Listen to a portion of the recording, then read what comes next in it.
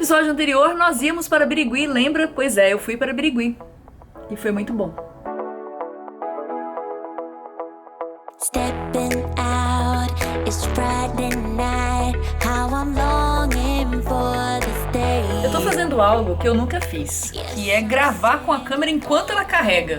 Parece que tá indo, né? Tá dando rec ali, gravou, enfim. E, como vocês sabem, Birigui é uma cidade que tem uma vista maravilhosa, né? Você que é do Rio deve estar até achando que conhece a paisagem, mas você está enganado, né? Isso aqui não é o Rio de Janeiro. Mentira, é o Rio de Janeiro sim. Quem eu estou querendo enganar, não é mesmo? Em todo caso, estou aqui no Rio de Janeiro, cheguei hoje. Uma startup convidou a gente para testar um aplicativo para eles e a gente veio para essa reunião de trabalho. Então não é nada público, mas é uma agenda cheia, lotada, que começa às 7h30 da manhã. Leon está vindo de Volta Redonda, vai chegar daqui a pouco e a gente vai se encontrar aqui no hotel.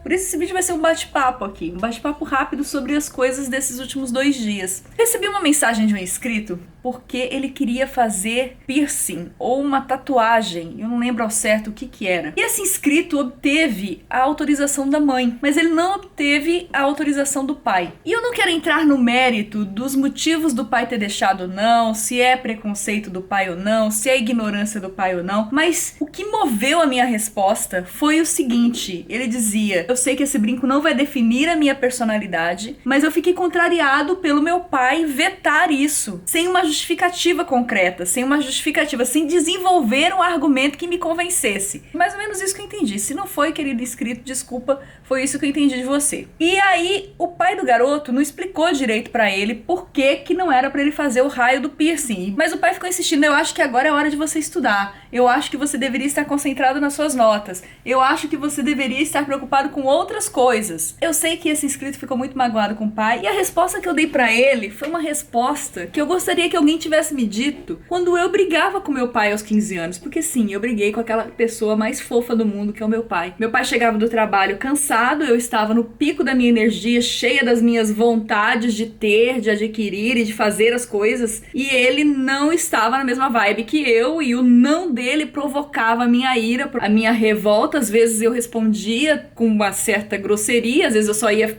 ficar emburrada no meu quarto calada ouvindo Legião Urbana. Enfim, naquela época eu só tava me sentindo triste, frustrada e muito raivosa, mas hoje eu sei que eu deixava meu pai profundamente chateado. E se eu pudesse voltar e alguém me disser: olha, pensa que você não vai ter seu pai pra sempre, você tá numa fase de instabilidade emocional, e pensa que entre o valor de ter o seu pai com você e um brinco, seu pai vale 500 milhões, bilhões de vezes mais do que o seu brinco. Eu gostaria muito que alguém me dissesse isso. E foi isso que eu disse pro inscrito: travar uma relação que pelo visto é uma relação boa com o pai, travar essa relação vale a pena? Eu não acredito em fórmulas, o que funciona pra mim vai funcionar pra você, ou o que é bom pra mim é bom pra você. Eu não acredito nisso. Mas o que eu propus pra ele foi um pensamento de medir o valor das coisas. E eu acho interessante a gente sempre trazer isso nas nossas relações, sabe como é? Sua mãe pediu um favor pra você. Isso implica em você interromper a sua série. O que vale mais? Você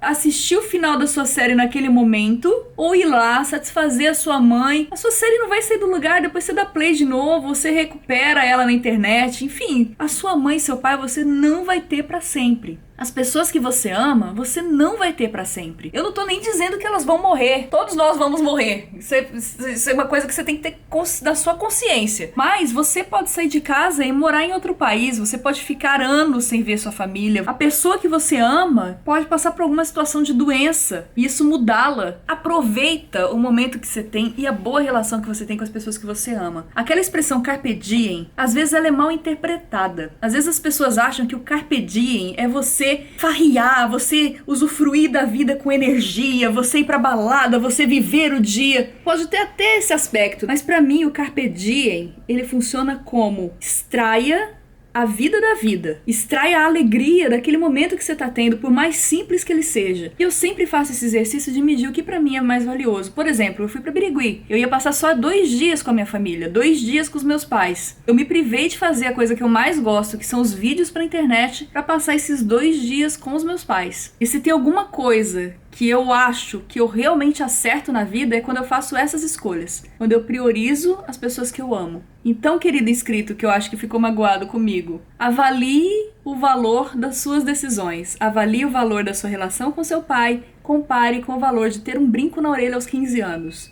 E veja o que é mais importante pra você. É isso só que eu queria bater esse papo com vocês. Eu estou sentada no umbral da janela por causa da vista, tá? Tá ali no cantinho, tá vendo? Ali a gente tem um prédio de escritórios, temos pessoas trabalhando até agora, naquele momento ali. 7 horas, minha filha, vai pra casa. Isso, muito bem. Então é isso, fiquem bem, tá? Fiquem bem, fiquem felizes. Vejo vocês amanhã. Tchau.